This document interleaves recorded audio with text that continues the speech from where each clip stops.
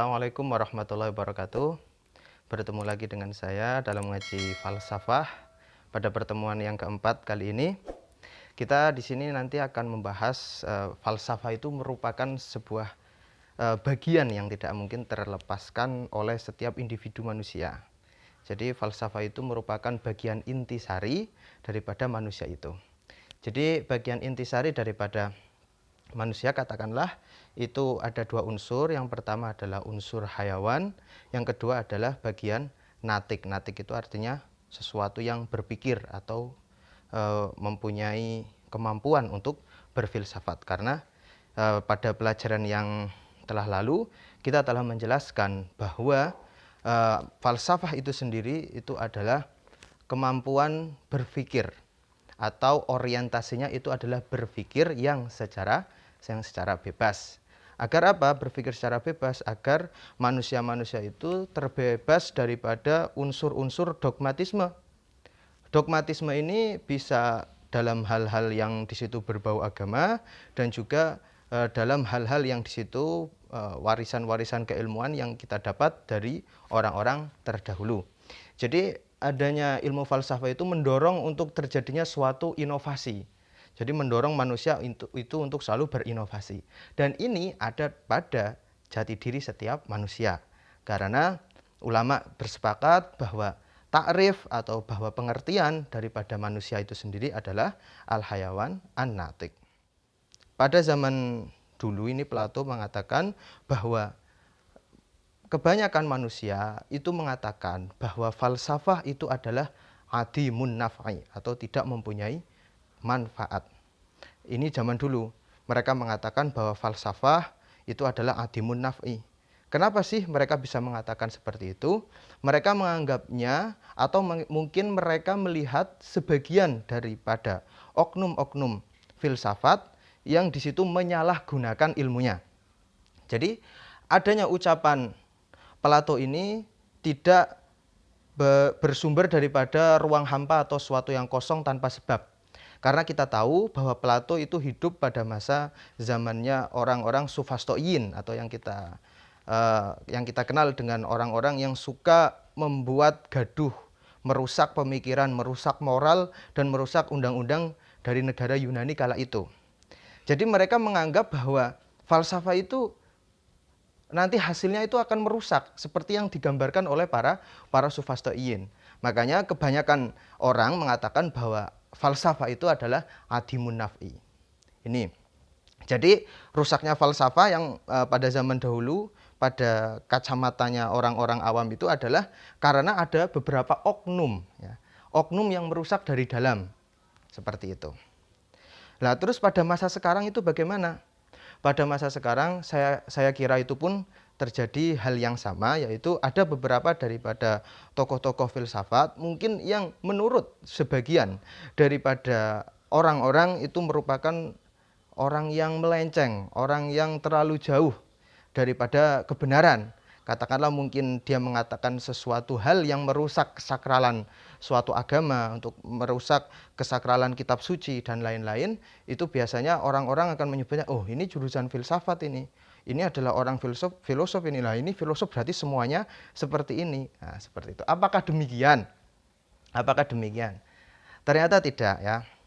Jadi anggapan-anggapan seperti itu memang timbulnya itu karena dari beberapa oknum.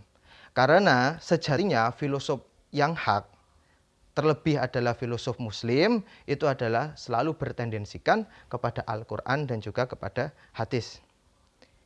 Loh, terus pendapat-pendapat mereka yang alam itu adalah sesuatu yang qadim, alam itu bukan yang hadis.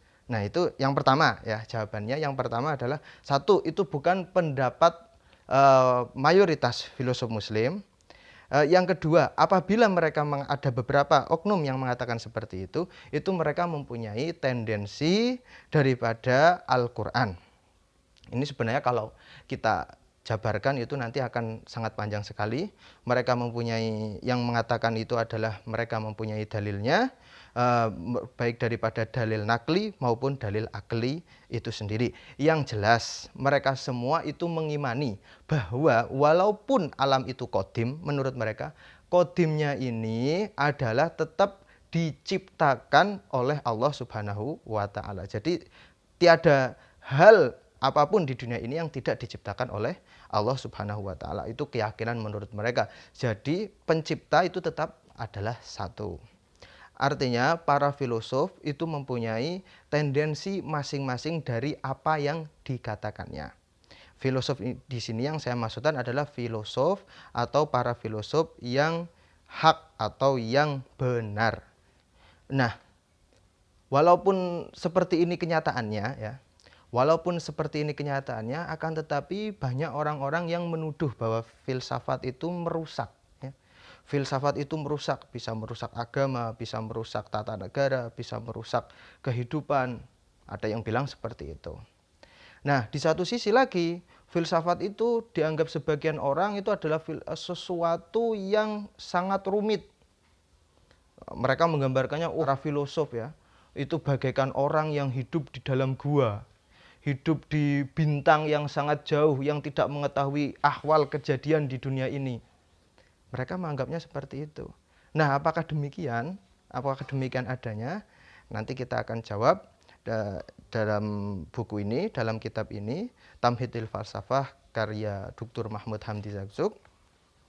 Untuk sekilas jawabannya adalah bahwa sesungguhnya falsafah itu adalah merupakan bagian yang tidak terlepaskan dari manusia. Itu adalah jawabannya. Jadi falsafah itu adalah sesuatu yang tidak mungkin terlepaskan dari setiap diri manusia. Karena seperti yang telah saya utarakan di pertama tadi, bahwa falsafah itu merupakan aktivitas berpikir, yang mana aktivitas berpikir itu adalah merupakan takrif atau bagian daripada pengertian manusia itu sendiri. Manusia adalah sejenis hewan yang mempunyai kemampuan untuk berpikir. Ya, langsung saja kita bacakan. Al-falsafah zahirah insaniyah. Falsafah itu merupakan sesuatu yang tampak daripada manusia. Artinya apa sih? Tampak daripada manusia adalah sesuatu yang tidak bisa terlepaskan, sesuatu yang selalu melekat ada pada manusia.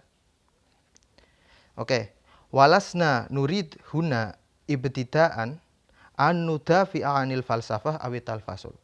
Awit tafalsuf. Ini menurut Syekh Dr.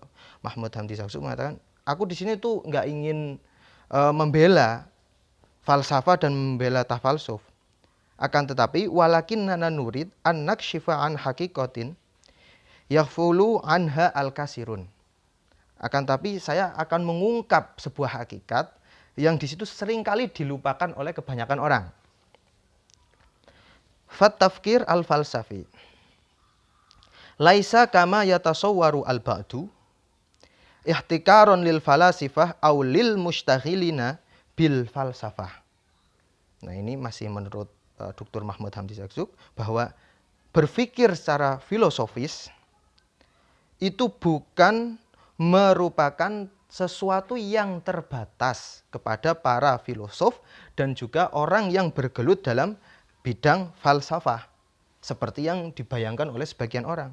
Berpikir secara filosofis itu merupakan hanya itu kan memang mereka yang para filosof kan gitu ya, menurut sebagian orang. Iya, memang mereka karuan lah berpikir secara filosofis. Nah, kalau kita manusia nggak mempelajari filosof, ya nggak usah berpikir secara filosofis. Itu menurut sebagian orang. Tapi itu salah ya. Anggapan seperti itu salah menurut Dr. Mahmud Hamdi Zakzuk. Kenapa?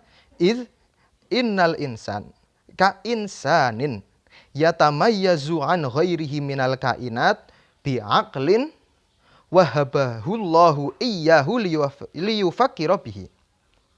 Karena apa? Karena manusia itu mempunyai keistimewaan daripada makhluk yang lainnya dengan apa? Dengan akal yang telah diberikan Allah untuk berpikir. Nah, semua manusia normal ya, manusia normal, kami mengatakan manusia normal diberikan akal untuk berpikir. Lah, wa tafalsuf laisa syai'an akhar khairu istikhdami hadzal aqli. Dan aktivitas berpikir secara filsafat itu bukan sesuatu yang lain kecuali menggunakan akal yang telah diberikan Allah ini. Fal hayawan yaro wa yasma bal wa yatadzakkar walakinnahu la yastakhdimu hadhil quwa illa fi hajatihi al-waqtiyah. Hewan itu juga melihat, mendengar, bahkan di antara mereka ada yang mempunyai kemampuan untuk mengingat.